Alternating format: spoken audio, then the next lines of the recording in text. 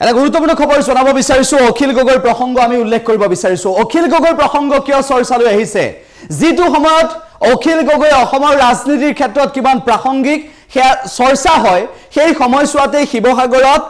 যি কাৰ্যসূচী অনুষ্ঠিত হৈছিল ৰংঘৰক লৈ মুখ্যমন্ত্ৰী ডক্টৰ হিমন্ত বিশ্ব শৰ্মা উপস্থিত আছিল তাত অখিল গগৈয়ে এনেকুৱাকৈ ভাষণ প্ৰদান কৰিছিল যেন অখিল গগৈ হিমন্ত বিশ্ব শৰ্মাৰ প্ৰশংসাত পঞ্চমুখ হৈ পৰিলে অখিল গগৈ ইটোৰ পিছত সিটো এনেকুৱা বাক্য প্ৰয়োগ কৰিলে যে দাদাই নকৰিলে একো নহব এনেদৰে মন্তব্য কৰিলে এইগৰাকী বিধায়ক অখিল গগৈ শিৱসাগৰ সমষ্টিৰ বিধায়ক অখিল গগৈয়ে সেই মন্তব্য কৰিলে তেনেদৰে ভাষণ প্ৰদান কৰিলে তাৰ পিছত চৰ্চালৈ আহিছিল যে অখিল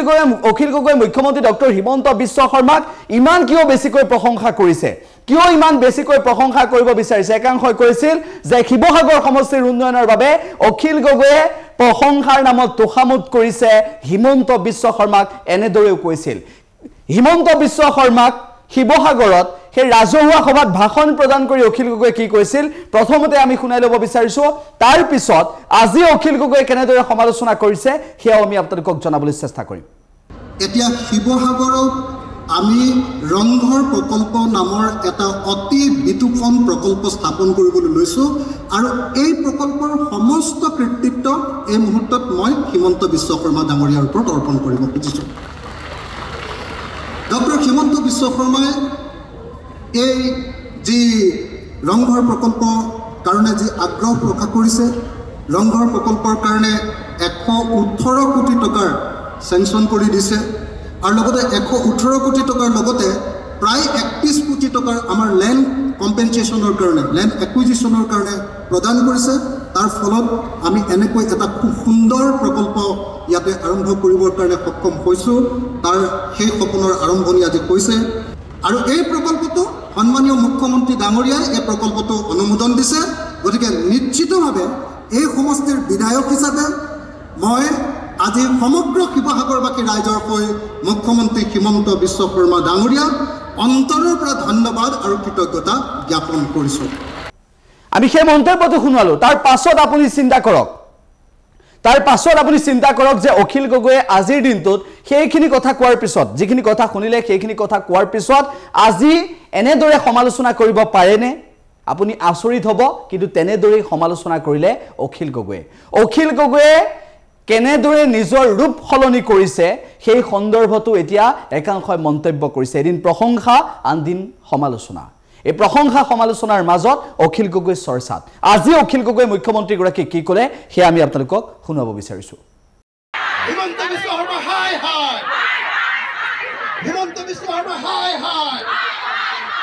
মিছলীয়া হিমন্ত বিশ্ব শৰ্মা হাই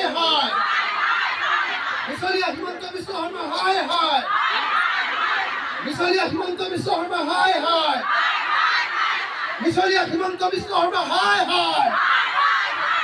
মাইক্ৰ ফাইনেন্স কোম্পানীৰ অত্যাচাৰ সহ্য কৰা নহব মাইক্ৰ ফাইনেন্স কোম্পানী মুৰ্দাবাদ মাইক্ৰ ফাইনেন্স কোম্পানীৰ অত্যাচাৰ সহ্য কৰা নহব হিমন্ত বিশ্ব শৰ্মাৰ লগত মাইক্ৰ ফাইনেন্স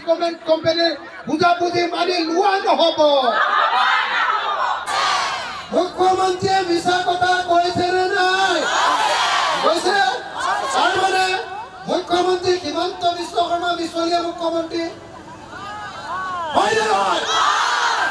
মুখ্যমন্ত্ৰী হিমন্ত বিশ্ব শৰ্মা মিছলীয়া হয় নে নহয় মুখ্যমন্ত্ৰী হিমন্ত বিশ্ব শৰ্মা মিছলীয়া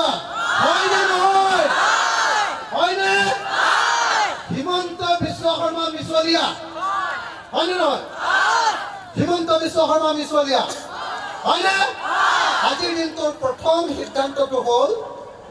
যে হিমন্ত বিশ্ব শৰ্মাই ইলেকশ্যন আহিলে পগলাৰ নিচিনা হয় হয়নে নহয় তেওঁ মিছা কথা কয় তেওঁ মুখত কি কথা আহি যায় সেই কথাটোকে কৈ দিয়ে তেওঁ কৈ দিলে যে আমি সকলো মহিলাৰ সকলো ঋণ মাফ কৰি দিম ক'লে নাই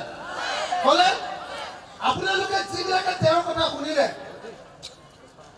যে হিমন্ত বিশ্বই ক'লে যে মই ধাৰ মাৰি দিম আপোনালোকে ধাৰ মাৰিব নালাগে